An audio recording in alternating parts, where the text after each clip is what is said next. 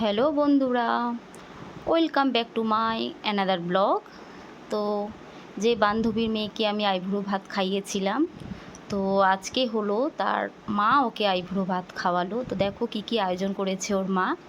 এখানে রয়েছে 5 রকম ভাজা ভুজি আছে, তারপরে মাছ, মাংস, চিংড়ি মাছের মালাইকারি আর 7 রকমের মিষ্টি, এমনকি দেখো নারকেল নাড়ু, পাটিসাপটা রয়েছে, দই সন্দেশ সবই ছিল। তারপরে ওর মা ওকে আশীর্বাদ করলো, প্রাণ ভরে মন ভরে একদম আশীর্বাদ করে নিল মেয়েকে ভালো করে। বুঝতে পারছি মেয়ে চলে যাবে, মনে মনে খুব কষ্ট হচ্ছে, কিন্তু মেয়ের সামনে প্রকাশ করতে চাইছে না, কারণ জানে মেয়ে খুব কষ্ট পাবে।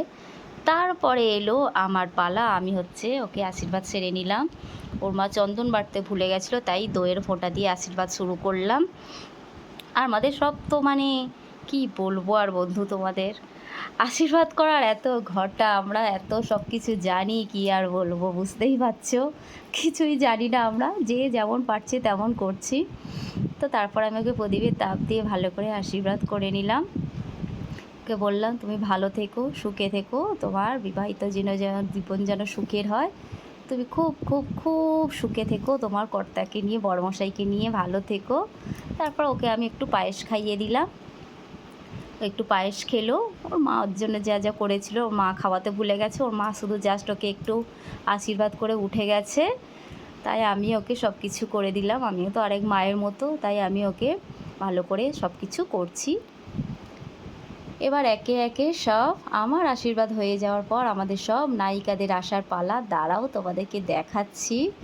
এবার ও আমাকে ভালো করে প্রণাম করে নিল, আমি ওকে আশীর্বাদ করলাম। এইবারে আসছে দেখো আমাদের নয়ন রানীর পালা। এই হচ্ছে আমাদের বান্ধবীদের মধ্যে আরও একটা বান্ধবী।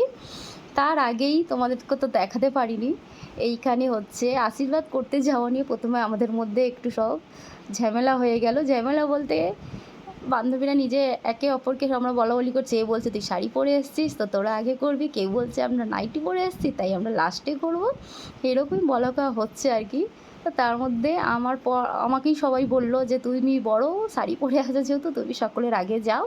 তো আমি গেলাম, যাওয়ার পর তারপর নয়নকে সবাই বলল, নয়ন তুইও শাড়ি পরে আছিস তো তুই আগে যা। তারপরে আমাদের এক বান্ধবী আছে তুয়া, যাকে আমি দেখাচ্ছি একটু পরে তোমাকে, তাকেও বলেছিল যে তুইও শাড়ি পরে আছিস তো যা, কিন্তু ও না গিয়ে আমরা তারপরে একে পাঠালাম। এই হচ্ছে আমাদের পিয়া রানী, আমাদের গ্রুপের খড়খড়ি রানী এটা, ঠিক আছে। তো বুঝলাম কী দিয়ে কী আশীর্বাদ করবে না করবে বুঝতে পারছে না। আমি বলছি দিদি বলে দে না, দিদি কী করব। বলছে এই আঙুল দিয়ে ফোঁটা দেবো, এইভাবে তাপ দেবো, কীভাবে কোন হাত দিয়ে আশীর্বাদ করতে হয়, এরকম সব কিছু জিজ্ঞেস করে করে করছে। আমরা তো প্রচণ্ড সবাইকে আশীর্বাদ করে করে অভ্যস্ত, তো বুঝতেই পারছো তোমরা যখন এটা দেখবে বুঝতেই পারবে। তা ও বললো সবাই তো এটা ওটা খাইছে, আমি একটু পাটিসাপটা খাওয়াই। তারপরে আসলে আমাদের তুয়া রানী, দেখছো বসছে যেন মনে হচ্ছে যেন কতদিনের বুড়ি একটা বসছে। তো বসে এবার তুয়া রানী এর নাম হচ্ছে তুয়া। এবার তারপরে ওকে আশীর্বাদ করে নিচ্ছে, আমাদের সব বান্ধবীরা একে একে ওকে আশীর্বাদ করেছি। তার মধ্যে আমাদের এক বান্ধবী এখানে নেই, ওর বরের খুব শরীর খারাপ, তাই ও বাপের বাড়িতে রয়েছে। আর এইটা হচ্ছে আমাদের বান্ধবী যে গ্রুপ রয়েছে তাদের মধ্যে সকলের মধ্যে খুদে সদস্য, ও আমাদের সবার খুবই ছোট। তো আমাদের বোন হয়, তো বোন তো নয় এখন, বোন মানেও বান্ধবী, তো এখন বান্ধবীর মতোই সব কিছু হয়ে গেছে। ও তো আরোই করতে গিয়ে থতমত খাচ্ছিল, শুধু হেসে ফেলছে আর বলছে দিদি কী করবো, কোন হাত দিয়ে তাপ দেবো, জিজ্ঞাসা করছে বারবার। দেখো শুধু হাসিটা দেখো, বুঝতে পারছে না ও নিজেও এত ছোট, ও ভাবছে আমি এত ছোট, আমি কি আশীর্বাদ করব, তাই বুঝতে পারছে না। তাই আমরা সবাই ওকে বললাম যে ঠিক আছে, সবাই তো এটা ওটা খাইয়েছে, তুই একটু ফল খাওয়া।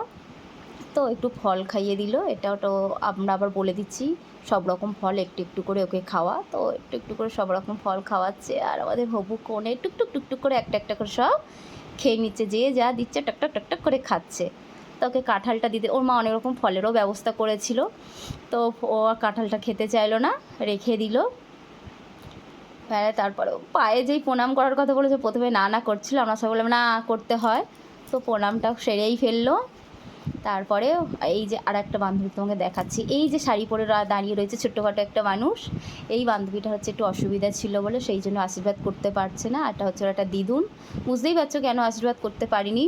তো তারপরে ওর মা আমাদের সবার জন্য মিষ্টি নিয়ে আসলো, বললো সবাই এসছে যখন একটু মিষ্টি মুখ করে যাও, দুপুরবেলা এরকমভাবে চলে যেও না।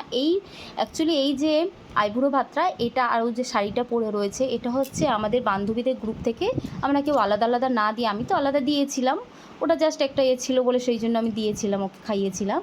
তো তারপরে আমরা সবাই মিলে কী করেছি, এটা আমরা গ্রুপ থেকে সবাই মিলে টাকা পয়সা তুলে ওকে কী করেছি, আমরা একসাথে আইবুড়ো ভাতটা খাইয়েছিলাম। তো তারপরে ওকে বললাম যে তুমি খাওয়া দাওয়া শুরু করো। তো খাওয়া দাওয়া শুরু করেছে, কারণ এত কিছু খেতে টাইমও তো লাগবে, তাই আমি একটু সবাইকে একটু ঘুরিয়ে দেখিয়ে দিচ্ছি ভালো করে। এই দেখো, এই একজন বসে রয়েছে, এই একজন, দুজন, তিনজন, এই একজন চারজন, এই একজন পাঁচজন, আমাকে নিয়ে হচ্ছে ছজন, আর ওর মাকে তো দেখলেই, মাকে নিয়ে সাতজন, আর যে বান্ধবী নেই সে হচ্ছে দেশে গেছে। তো এই ছিল, টাটা।